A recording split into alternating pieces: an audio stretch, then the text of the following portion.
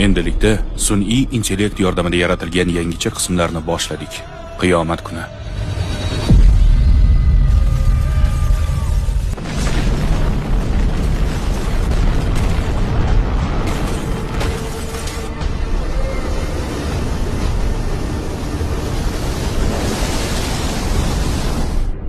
Qabr hayoti. Meni bu yerdan chiqaring. Man robbuka. Robbing kim? Meni bu yerdan chiqaring. Dunyoning tugashi, qiyomat kuni, jannat va jahannam. Birin-ketin o'limdan keyingi hayotni ko'rib chiqamiz. Xuddi o'zimiz yashayotgandek. Insonni joni olinayotganda nimalar yuz beradi? Qabrda nimalarga duch kelamiz? Dunyo tugagan kunda nimalar yuz beradi? Yoki qayta tirilib, mahshar maydonida yig'ilishimiz qanday bo'ladi? Jannat va do'zaxda insonlarni nima kutmoqda? O'limdan keyingi boqiy hayot haqidagi savollaringizning javobi mana shu qismlarda. Tayyor bo'lsangiz, boshlaymiz.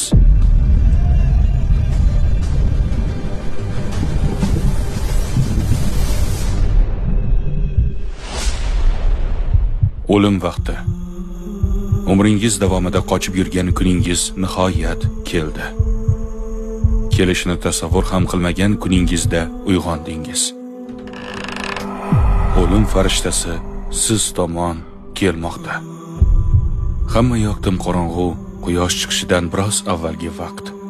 Ko'ksingizdagi og'riqqa chidab bo'lmaydi. Tanangiz qimirlay olmaydi. Ongingiz esa tartibsiz.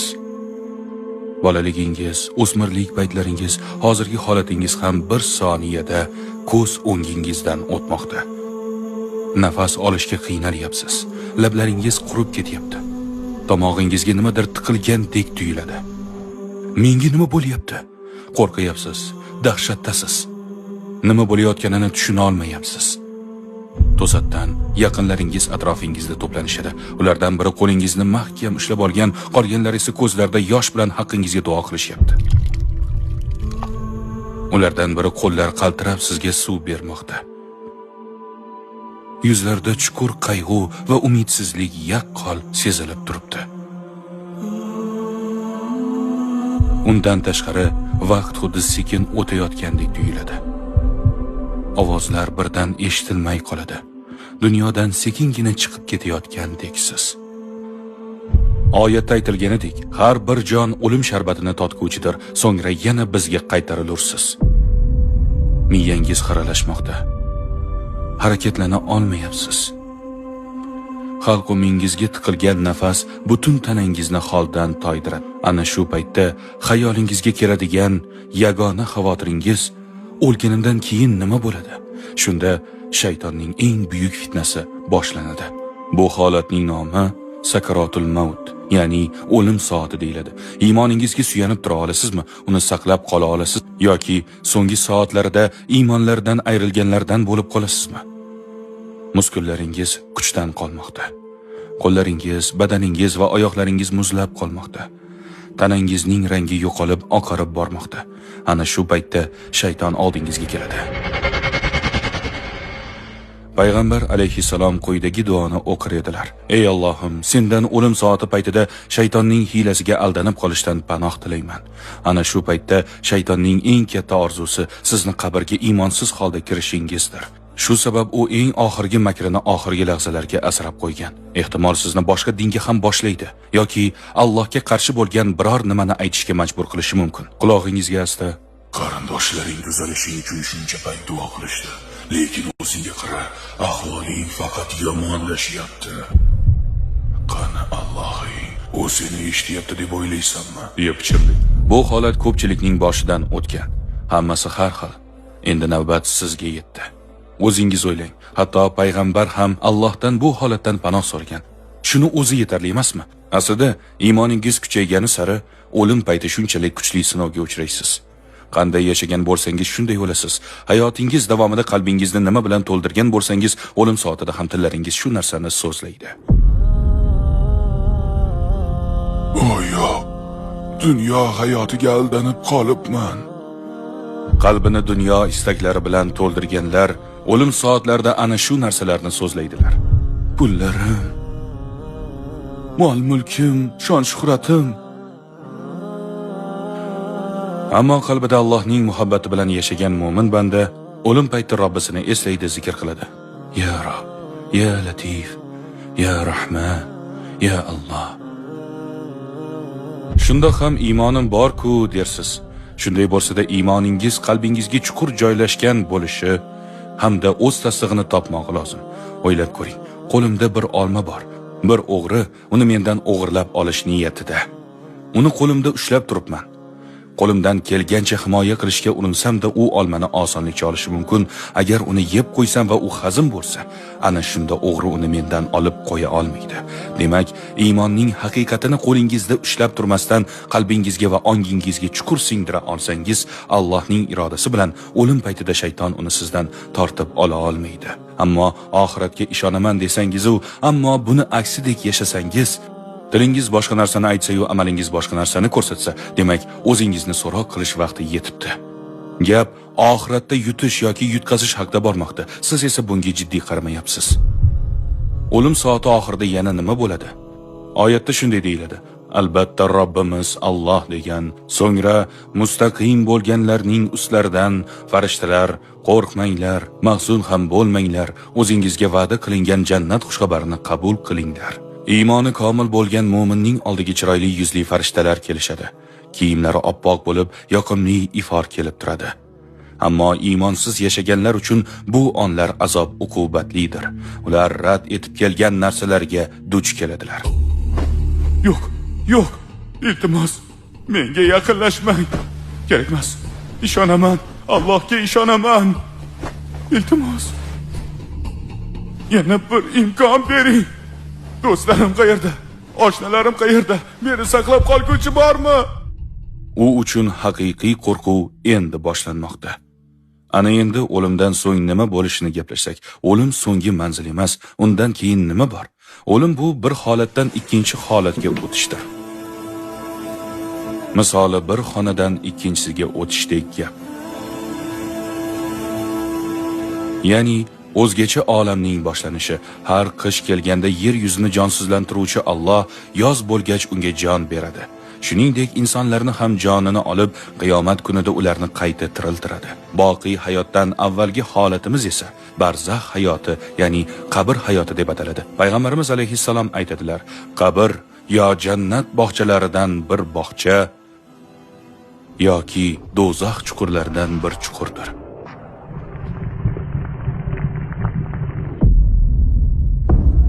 Ha, siz vafot etdingiz. Jonsiz tanangiz g'usl uchun olib kirildi. U yuvishlarni kutib sovuq o'rin ustida yotibdi. Kafaningiz ham, tobutingiz ham allaqachon tayyor. Tashqarida esa oilangiz kutmoqda.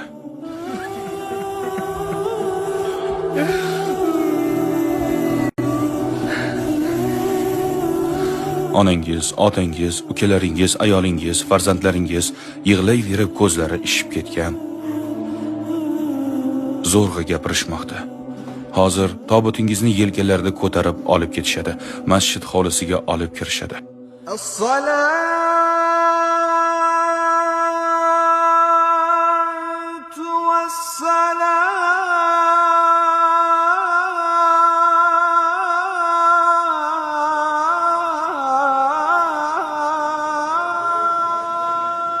Chuqur qayg'u bilan bugun birodarimiz Ahmed Miyotning o'limini ma'lum qilamiz. Uning janozasi bugun mahalliy masjidda peshin namozidan so'ng o'tkaziladi. Bu xabar mayitning barcha qarindoshlariga yetkaziladi. Do'stlari, qo'shnilari, Alloh unga o'zi rahim qilsin. Hayotingiz davomida janoza namozi uchun eshitib yurgan gaplaringiz endi siz haqingizda aytilmoqda. Xabarni eshitganlar yuraklari larzaga tushib, u o'ldimi deyishadi.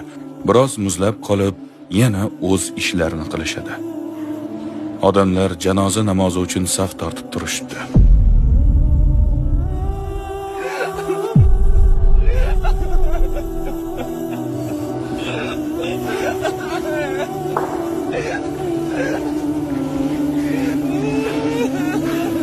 O'g'lim. So'ngra tobutingiz ko'tarildi. Qabringiz tomon olib ketilmoqda. Qabr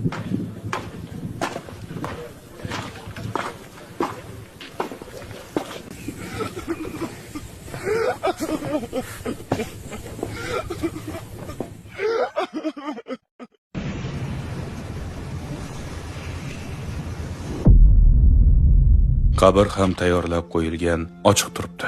Bu yangi uyingiz, u sizni kutmoqda. Yaqinlaringizdan biri qabringizga tushadi.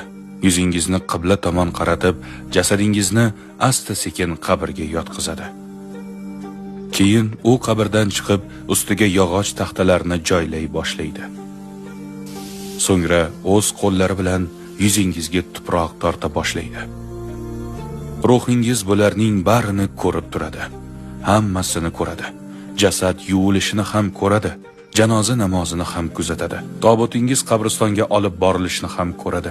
Qabrga kelgan odamlarni ko'radi, barchasini gaplarini eshitadi. Odamlar qabristondan keta boshlaganlarida ruh ularning qadam tovushlarini eshitib turadi. Payg'ambar alayhissalom aytadilar: vafot etgan inson bilan qabriga 3 narsa boradi. Oilasi, mol dunyosi, amallari. Oilasi va mol dunyosi qabrdan qaytib keladi, ammo amallari u bilan qoladi. Kishi solih bo'lsa, u dafn marosimini ko'pga cho'zilishini xohlamaydi. Qabrdagi yoqimli hayotiga imkon qadar tezroq yetib borishni istaydi. Ammo u nosolih bo'lsa, dafn marosimining cho'zilishini istaydi. Siz bilan do'stlashganlarning do'stligi qabrga ko'milguningizcha. Endi yolg'izsiz. Ana endi barzax hayoti boshlanmoqda.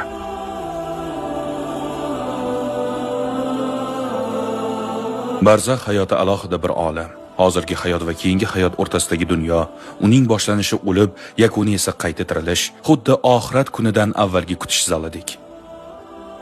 Garchi inson suvga cho'kib yo'q bo'lib ketsa ham, yoki kul bo'lib kulini shamol uchirib ketsa ham, ruh qanday yaratilgan bo'lsa, shundayligicha qoladi.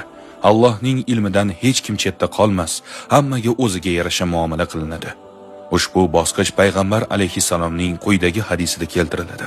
Mo'min kishi dunyoni tark etib, keyingi hayotiga o'tar ekan, quyoshdek yorqin yuzli farishtalar qo'llarida jannatning kafani hamda jannatning xushbo'ylari bilan uning huzuriga kelishadi. Hamda uning ko'zi yetgan masofaga borib o'tirishadi. So'ngra bosh tomoniga o'lim farishtasi kelib shunday deydi: "Ey solih ruh, Robbingning marhamati va rahmati bilan chiq." Shunda ruh osonlik bilan chiqadi va uni ko'radi. Ana shunda boshqa farishtalar darhol ruhni o'lim farishtasining qo'lida bir lahza ham qoldirmay olishadi. So'ngra uni kafan bilan o'rab xushbo'y sepishadi. Ana shu vaqt yer yuzida tengi yo'q bo'lgan eng muattar mushk hidi taraladi.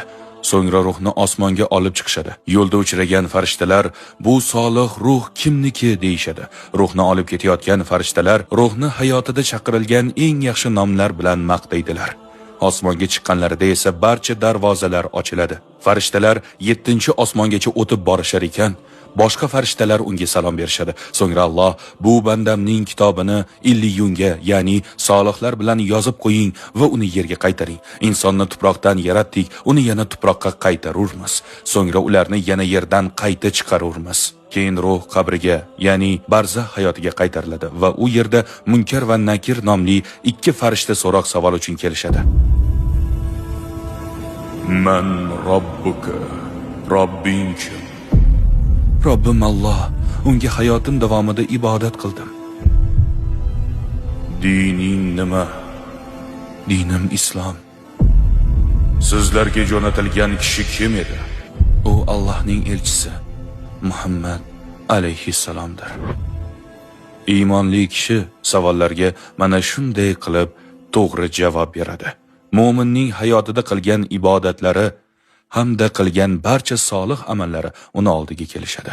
Munkar va Nakir so'roq savol uchun kelishganda, nurdan yaratilgan bir maxluqot kelib uning bosh tomoniga turib oladi. Bu uning hayoti davomida qilgan barcha ibodatlaridir. So'ngra boshqa amallari ham himoya uchun kelishadi.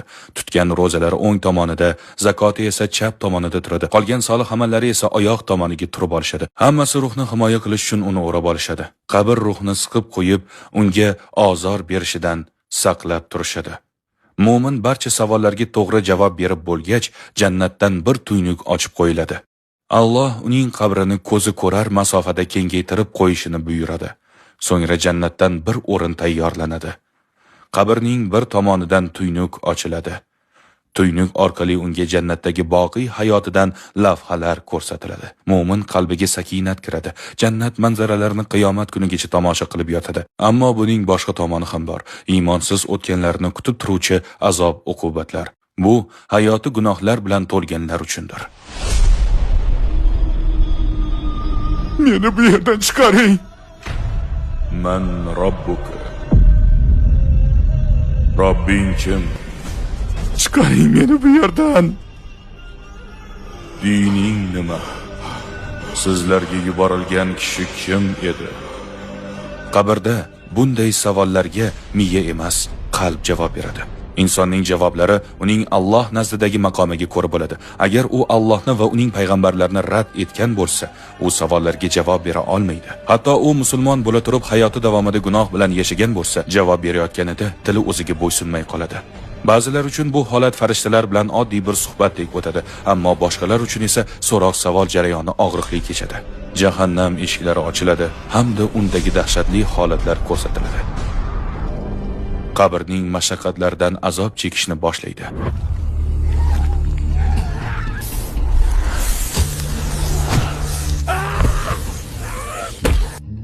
Olov tafti va jahannam hidi kelib turadi. Qabri torayib, uni siqa boshlaydi. Shunda qora yuzli bir odam paydo bo'lib, uning qarshisiga keladi va shunday deydi: "Mana shu senga va'da qilingan kundir." Ruh undan qo'rqib so'raydi: "Sen kimsan?" Men sening yomon amallaringman. Olgan sudxo'rliging, qilgan g'iybating, harom narsalarga tashlagan nazaringman. Nega qo'rqyapsan? Axir meni hayoting davomida yaxshi ko'rar eding-ku. Mana bugun men sening qarshingda turibman. Shu payt ruh: "Ey Robbim, qiyomatni qoyim qilmagin" deb duo qiladi. Zayd ibn Sobit aytadi: Rasululloh sallallohu alayhi va sallam bilan Banu Najjor qabilasiga tegishli bog'ga bordik. Hayvonlarni minib olgan edilar. Birdan hayvon qo'rqib ketdi va Rasulullohni yiqitishiga sal qoldi. Qarasak, yaqin joyda bir necha qabr bor ekan. Rasululloh sallallohu alayhi va sallam bu yerda dafn qilingan odamlar qabrda azob chekmoqda. Agar o'lganlarni ko'may qo'yishingizdan qo'rqmaganimda, qabrdagi azob uqubatni xuddi men eshitganimdek sizlarga ham eshittirishlarini so'rar edim dedilar. Keyin yuzlarini biz tomonga burib, qabr azobidan Allohdan panoh so'ranglar dedilar. Mana u yangi uyingiz. Yer ustida hammasi yorug' va rangli edi. Ammo bu yerda hamma yoq qorong'u, hammasi shunchalik tez tugadi. To'g'rimi? Siz yoki ey Alloh, aynan bir imkon ber, va'da beraman, hammasini to'g'rilayman dersiz. Axir Alloh sizga hayotingizning har lahzasida sanoqsiz imkoniyat bergan edi-ku. Yoki barcha hamd va sano Allohga bo'lsin deysiz. Chunki hayotingiz davomida oxiratingizga zarar beruvchi ish qilmagansiz. Haromdan uzoq turgansiz, majburiyatlaringizni ado qilgansiz, dunyodagi vazifalaringizni nihoyasiga yetkazgansiz. Endi mukofotni olish uchun yo'lga tushdingiz. Qabr esa sizning ilk bekatingizdir. Agar siz ushbu videoni ko'rayotgan bo'lsangiz, demak bunda bir hikmat bor. Alloh o'zi sizni shu yerga boshladi va oxirigacha ko'rishga ilhom berdi. Nega bilasizmi? Chunki u nimanidir o'zgartirishingizni xohlaydi. Xo'sh, bunga javoban Alloh tomon bir qadam bosasizmi? O'zingiz uchun qaror chiqarish vaqti keldi. Ibodat qilmasangiz, shu video sabab ibodatga kirishing. Reklamadan xoli bepul namoz ilovamiz orqali kunlik 5 mahal namozni hayotingizning uzilmas qismiga aylantirishingiz mumkin. Iymoningizni quvvatlash va diniy ilmingizni oshirishni istasangiz, ushbu kanalda siz uchun ko'plab videolar tayyorlaganmiz. Ularni bir tartibda ko'rib chiqishingiz mumkin. Agar Qur'onni arabchada o'qishni bilmasangiz, siz uchun Lam Alif Qur'on nomli ilova tayyorladik. Unda siz tajvidni tez, oson va bepul o'rgana olasiz. Agar Qur'onni chuqur o'rganishni istasangiz, Ko'pgit nomli tafsir ilovamizni yuklab olishingiz mumkin. Unutmang, oldingizga maqsad qo'yishingiz bilan u kichik bo'lsa ham hamma narsa o'zgarishni boshlaydi. Xo'sh, endi nima bo'ladi? Qabrda uzoq kutilganidan so'ng umringizda eshitmagan bir ovoz bilan uyg'onasiz. Bu dunyo ko'rgan eng katta falokatning ovozi bo'ladi. Chunki har bir ruhni tashvishga soluvchi kun yetib keldi. Dunyoning tugashi.